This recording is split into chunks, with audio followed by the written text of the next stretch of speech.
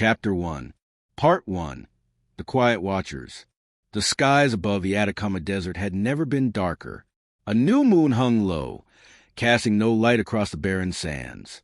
The dry wind whispered past rocks older than civilization, rattling equipment stations as it went. High above this ancient desert, the James Webb Array listened patiently, tirelessly, waiting for voices that might never come. Dr. Mara Ellison sat in the observatory's main control room, sipping lukewarm coffee that had long since turned bitter. She stared at the live spectrographic data, scrolling across the transparent interface in front of her, more out of habit than hope. Her fingers drummed unconsciously on the workstation. "Anything interesting?" asked Kaito Nakamura, the on-duty systems engineer, entering the room with a portable thermal pad slung across his shoulder.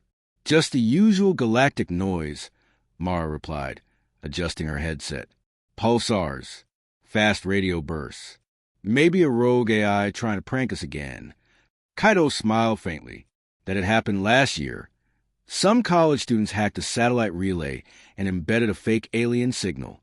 The prank had made the news, and the scientific community, though amused, had since become even more skeptical. But then, just after midnight, something changed. A new signal emerged on a 74 megahertz channel, an unusually low frequency, nestled deep in the radio range. It wasn't random. There was structure, repeating bursts spaced at mathematically perfect intervals. Mara froze. "Kaito, run a redundancy check," she said slowly, her voice suddenly tight. Kaito sat down and started tapping into the subsystem. "Signal repeat?" "Yeah, every 4.139 seconds. Repeats exactly. But the waveform, it's coded." More data scrolled in. The signal was coming from deep space, far beyond the Milky Way, from the general direction of the sculptor wall.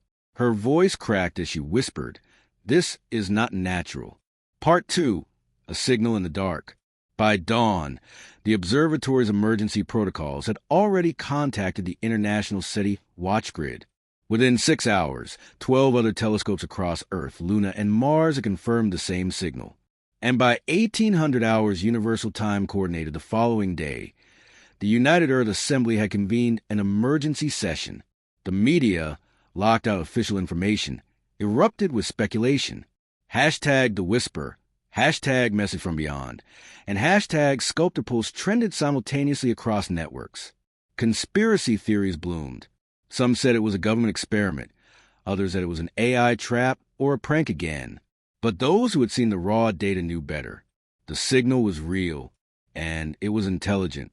Inside the assembly dome, a hybrid structure orbiting in geostationary position over Nairobi. The council's members stood in silence as the signal was played aloud. A soft clicking sequence, not quite musical but rhythmic, filled the chamber. Then silence. Then it repeated. "The redshift confirms the origin is approximately 272 million light years," said Dr. Amal Kesvani, head of the Astrophysical Institute. "The source is within the galaxy NGC 7753, part of the sculptor wall filament." "But that's impossible," said General Ivanov of the Eurasian Defense Bloc. "That distance means a signal was sent before the dinosaurs evolved." "Under Einsteinian physics, yes," Kesvani nodded.